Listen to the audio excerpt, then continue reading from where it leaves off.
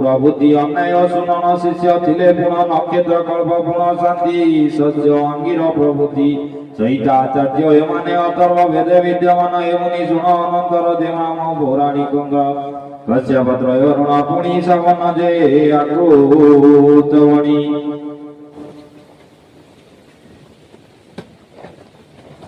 বৈষম্য দেহি হৃদয় ষড় পৌরাণিক খাদ্য ଏବେ ଯେ ବାସ ଶିଷ୍ୟ ପୁଣମ ବିତାଳ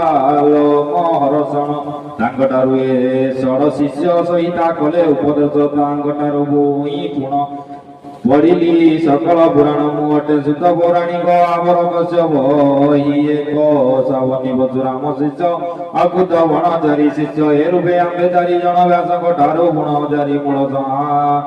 ମାନ ସମସ୍ତ ଗଲୁ ଅଦାୟନ ପୁରାଣ ଦଶ ଯେ ଲକ୍ଷଣ ପଞ୍ଚ ଲକ୍ଷଣ ଦୁଃଖେ ଜାଣ ଯାହା ବନିତ ଋଷି ଗଣ ପୁରାଣ ଲକ୍ଷଣ ଦୁଷୁଣ ସର୍ବ ବିଷୟ ବୁଦ୍ଧି ରକ୍ଷା ହେତୁ ଯେ ମନ ଅନ୍ତର ସଖ୍ୟା ସଂସାନ ଚରିତ ଯେ ସଂସ୍ଥା ଆଶ୍ରୟ ବସର ବ୍ୟବସ୍ଥା ଏ ଦଶ ଲକ୍ଷରେ ମୁକ୍ତ ବଡ଼ ପୁରାଣ ନାମେ ଖ୍ୟାତ ଦାନ ଉପ ପୁରାଣ ମାନ ପଞ୍ଚ ଲକ୍ଷଣେ ବକ୍ଷାଣ ବିଷ୍ଣୁ ନିର୍ଗୁଣ ନିରାକାର ତ୍ରିଗୁଣ ଯୁକ୍ତ ସେ ମାୟାର ତମ ମହତ ଅଙ୍କାର ପଞ୍ଚ ମହାଭୂତ ସଂଚାର ତଦାଦି ଧନ ମାତ୍ର ପଞ୍ଚ ଇନ୍ଦ୍ରିୟ ଏକାଦଶ ସଞ୍ଚୟ ଏମାନଙ୍କର ଉତ୍ତପତି ଏ ସର୍ବେ ସ୍ୱର୍ଗ ଯେ ବୋଲାନ୍ତି ଏହାଙ୍କ ସଂଗତରେ ପୁଣା ପୁରୁଷ ସଂଯୋଗ ଭାବେ ନ ଏହାଙ୍କ ବାସନ ଅଙ୍ଗ ସ୍ଥାବର ଜଙ୍ଗମ ପତଙ୍ଗ କୀଟ ଆଦି ଚାରି ଉପତି ଏମାନେ ବିସର୍ଗ ବୋଲାନ୍ତି ପ୍ରାଣୀଙ୍କ ଯେ ପ୍ରକୃତି ଜୀବିକା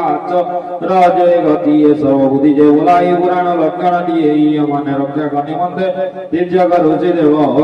ମତେ ବିଷ୍ଣୁର ଅବତାର ମାନ ଅସୁର ପ୍ରଳୟ କାରଣ ୟାକୁ ରକ୍ଷା ଯେ ବୋଲନ୍ତି ଜଣୁ